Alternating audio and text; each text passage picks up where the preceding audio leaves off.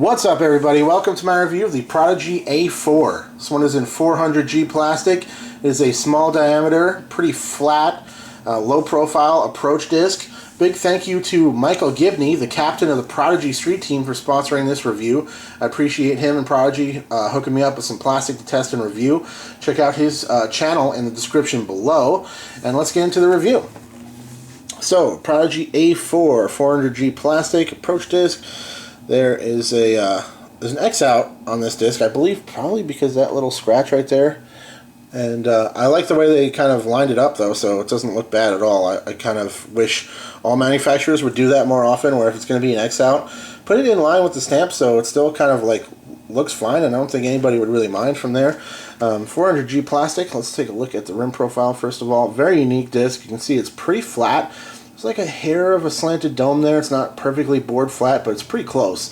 This disc is, let's see if there's a weight on here. Oh yeah, 174, 171 rather. A4, 400G plastic. So there's all the markings you need there to let you know what's going on with this disc.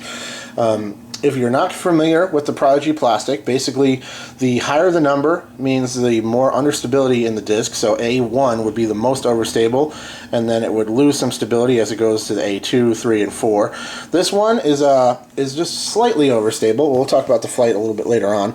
Really unique rim profile on this disc, though. It really struck me as soon as I got it out of the package and started holding onto it and feeling it in the grip, checking it out. It's got a really interesting profile. See how it's got that pretty much flat line, almost even slanting downward towards the bead there, plus that kind of, let me get a little bit cleaner spot, plus that kind of just like almost blocky, squared off rim profile.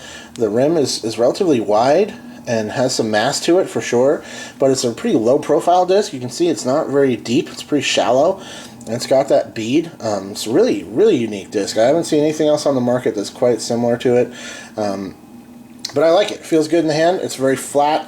The 400G plastic is grippy. It's maybe a little bit more rigid than the 400 Series A3 that I tested. This one feels a little bit more firm, a little bit stiffer, but it's got a great feel and grip in the hand. I like the feel of that rim profile.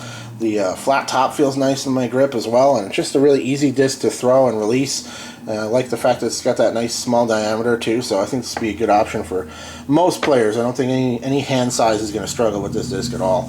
So let's talk about the flight of this disc. This one is the straightest of the two that I tested, the A3 and the A4. This one's quite straight up to speed and has that little bit of consistent fade at the end of it. It's what you kind of consider slightly overstable. It's not going to flip over on you by any means, and it's not going to really travel terribly far either. It's not like a big glidey disc.